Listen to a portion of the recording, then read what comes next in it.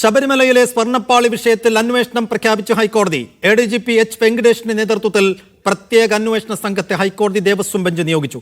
അന്വേഷണത്തെ ദേവസ്വം മന്ത്രി സ്വാഗതം ചെയ്തു. പ്രാഥമിക അന്വേഷണ റിപ്പോർട്ടാണ് ദേവസ്വം വിജിലൻസ് ഇന്ന് ഹൈക്കോടതിയിൽ സമർപ്പിച്ചത്. നടന്നത് സ്വർണ്ണ കവർച്ചയെന്ന് ചീഫ് വിജിലൻസ് ഓഫീസർ ഹൈക്കോടതിയെ അറിയിച്ചു. ADGP തലത്തിലുള്ള അന്വേഷണം വേണമെന്ന് ദേവസ്വം ബോർഡും കോടതിയിൽ ആവശ്യപ്പെട്ടു. ഇന്ത്യൻ ശിക്ഷാ നിയമം അനുസരിച്ച് ഗുരുതര കുറ്റങ്ങൾ നിലനിൽക്കുമെന്ന് നിരീക്ഷിച്ചാണ് പ്രത്യേക അന്വേഷണ സംഘത്തെ ഹൈക്കോടതി നിയോഗിച്ചത്.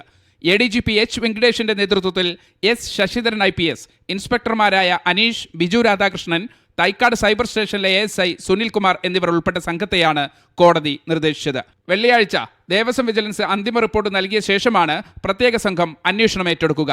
അന്വേഷണത്തെ ദേവസ്വം മന്ത്രി സ്വാഗതം ചെയ്തു. നമ്മൾ സന്തോഷപൂർവ്വം കോടതി വിധിയെ സ്വാഗതം ചെയ്യുന്നു. നല്ല അന്വേഷണം നടക്കട്ടെ, അതുമായി പൂർണ്ണമായും സഹകരിക്കും എന്ന കാര്യത്തിൽ ഒരു സംശയവും വേണ്ട.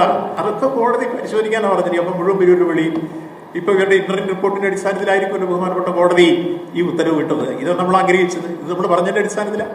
ഇതിനിടെ തിരുവിതാംകൂർ ദേവസ്വം ബോർഡ് നാളെ അടിയന്തര യോഗം വിളിച്ചിട്ടുണ്ട്. മീഡിയ 1 കൊച്ചി, തിരുവനന്തപുരം.